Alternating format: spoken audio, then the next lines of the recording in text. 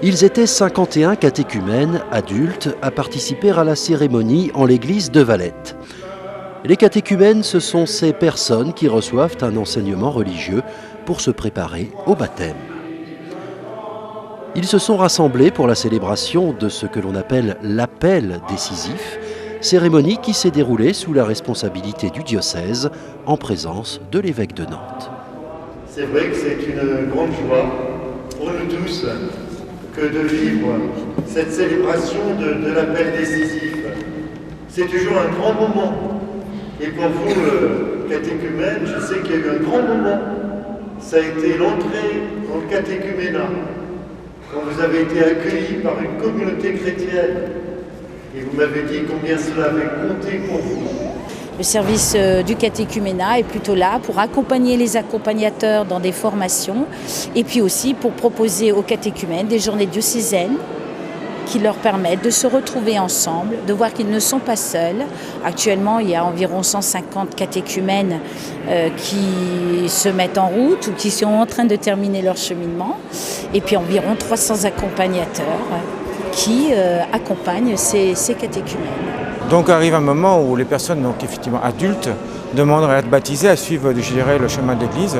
Ils ont besoin de quelqu'un pour les accompagner. Quel est son rôle exactement ? Bon, le rôle, bien sûr, c'est d'être un accompagnateur dans la foi. Et je pense que c'est de transmettre chacun ce que nous, on a reçu et d'essayer d'aider la personne à cheminer dans la foi par rapport à nos convictions personnelles. Donc on est garant, on est 7 ou 8 personnes avec chaque catéchumène et on essaie pendant 1 an et demi, 2 ans, sinon 3 ans de cheminer avec lui et d'apporter tout ce qu'on croit, tout ce qui fait notre foi.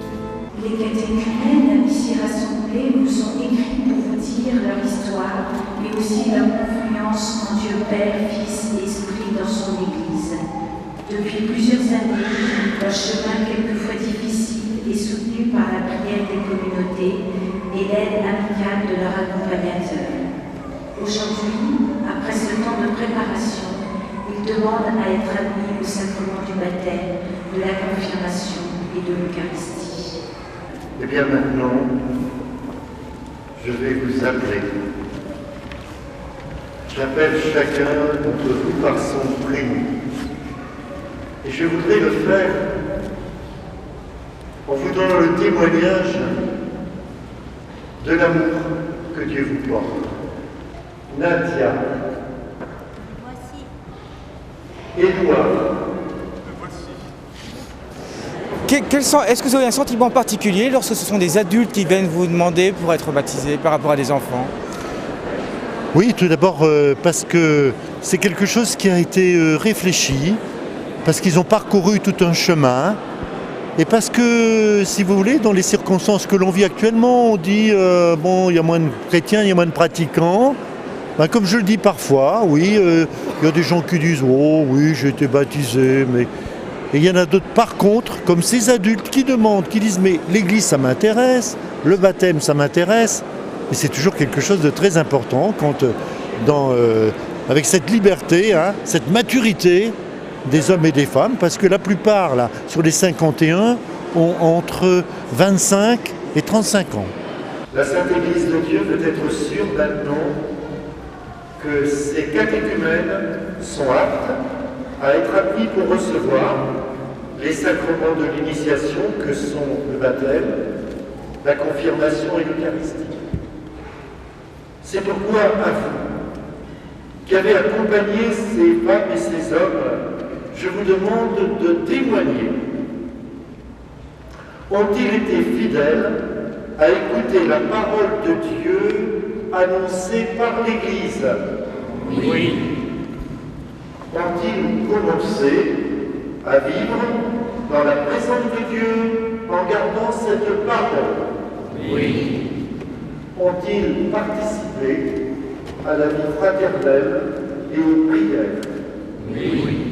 Pensez-vous que ces catéchumènes peuvent être admis au sacrement de l'initiation chrétienne? Oui, nous le pensons. Êtes-vous d'accord pour continuer à cheminer avec eux. Oui, nous sommes d'accord. Chacun d'entre vous m'a écrit. J'ai pu vous rencontrer le 21 février dernier, ou ce matin même, pour ceux qui n'avaient pas pu venir au centre des Naudières le 21. Vous l'avez bien senti, dans mon homélie, j'ai reflété ce que vous m'aviez exprimé, partagé. Je vais demander à Jean-Marc, qui est de cette paroisse, de nous dire en quelques mots son cheminement. Et l'entrée en catéchuménat avec l'entrée dans cette paroisse de Valette, où vous m'avez accueilli, et cette vie de paroisse qui est aussi un élément important, le fait de partager ça ensemble, et pour arriver aujourd'hui à cet appel décisif. Je voudrais simplement vous dire quelque chose qui m'a marqué aussi étant plus adulte, mais une formule qui est gravée sur une croix à l'orée d'un chemin qui mène à une petite église normande du plus beau village du monde qui s'appelle Étretat. Sur cette croix, il y a marqué simplement « Aime Dieu et va ton chemin ». Et je crois que c'est ce que nous faisons tous aujourd'hui, catéchumènes, ou du moins, grâce à vous, nous essayons de le faire. Aimer Dieu et aller à notre chemin. Amis catéchumènes, voulez-vous devenir chrétiens par les trois sacrements du Christ, le baptême, la confirmation et l'Eucharistie, le voulez-vous? Oui, nous le voulons. Qu'est-ce qui peut les décider comme ça de changer de chemin? Alors pour beaucoup, il y a quelque chose, si vous voulez, qui date de longtemps. C'était les parents qui avaient dit « Oh tu es libre, tu choisiras ». Et pour eux, ça les a intéressés assez vite. Bon. Pour d'autres, ça a été un événement heureux, parfois, oui, un mariage par exemple, un baptême, ou bien un événement malheureux, un deuil, un accident, qui leur a fait se poser des questions. Mais il y a eu ce déclic, et en même temps, ils ont pris le temps, parce que c'est pas sur un coup comme ça d'émotion qu'on demande le baptême. Il faut du temps. Il y a 2 ans de préparation de cheminement. Et ce qui leur plaît beaucoup, c'est le partage avec des gens qui sont déjà baptisés et puis qui les aident sur ce chemin, qui répondent à leurs questions. Alors je crois que vous avez une longue vie, je dirais, d'église. Oui. Est-ce que vous avez ressenti une différence dans la croyance des gens, dans la façon de pratiquer la religion depuis ces longues années? Ah ben oui, si vous voulez, il n'y a qu'à voir. Surtout par rapport, je pense, aux jeunes adultes. C'est une démarche libre. Je ne veux pas dire que précédemment elle n'était pas libre, mais il y avait quand même, si vous voulez, beaucoup de gens qui pratiquaient. Bon, moi, quand j'étais dans mon village du Nord-Aveyron, c'était 90% quand même de pratiquants. Et aujourd'hui, c'est 10%. Ça veut dire que peut-être il pouvait y avoir une tentation conformiste dans l'autre sens, il y a des années. Et maintenant, ça devient de plus en plus une démarche libre. Je sais ce que je veux, je demande, et vraiment je fais mienne cette démarche.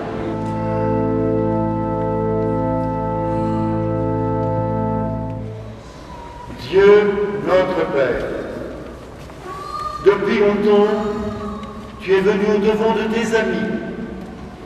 Tu as mis sur leur chemin des témoins de ton Fils ressuscité. Tu leur as révélé le mystère inouï de ton amour. Aujourd'hui, tu les appelles à devenir tes fils, tes filles dans le baptême de la nouvelle naissance. Rends-les dociles à ton esprit et persévérants sur le chemin, pour qu'ils soient jour après jour de plus en plus fidèles à cet appel. Par Jésus le Christ notre Seigneur. Amen. Et maintenant, dans le prolongement de l'appel décisif adressé aux futurs baptisés, vont maintenant se présenter 16 confirmants qui ont en commun d'avoir été baptisés dans leur petite enfance et d'être parvenus à l'âge adulte sans avoir été initiés au sacrement de confirmation ou d'Eucharistie. Alors la vie n'est pas toute rose, comme on dit, surtout en ce moment où il y a une crise quand même relativement mondiale. Est-ce que ça incite effectivement les gens un petit peu plus à croire? Non, pas nécessairement, mais ça les incite à se poser des questions. Parce que moi je connais beaucoup de gens qui ne partagent pas notre foi, mais qui disent mais enfin où on va? Et si vous voulez, pour moi actuellement, il y a un peu 3 crises à la fois. Il y a cette crise économique, financière, avec toutes ces incidences. Deuxièmement, il y a une crise du lien social aussi, du réseau, de la solidarité, tout ça. Et puis il y a une troisième crise qui est la crise par rapport au sens, à la signification. Mais la vie, mais ça vaut la peine vraiment d'être vécu? Puis si je fais ceci ou cela, est-ce que vraiment ça va me rapporter quelque chose ou rien? Voilà, il y a toutes ces questions à la fois. Un petit mot d'espoir pour finir? Le petit mot d'espoir, vous savez, c'est celui que m'a partagé un jeune qui avait 15 ans et qui m'a dit « Je voudrais savoir s'il existe un sacrement de l'espérance ». Eh bien, je trouve qu'aujourd'hui, il y a des signes d'espérance. Et que ce que l'Église offre, humblement, c'est un signe d'espérance. Et chaque fois qu'il est partagé, comme aujourd'hui, je peux vous croire que, je vous prie de croire que ça me va droit au cœur. Jean-Marc et Hervé de la paroisse de Saint-Vincent-des-Vignes seront baptisés à Mousillon le 11 avril lors de la veillée pascale.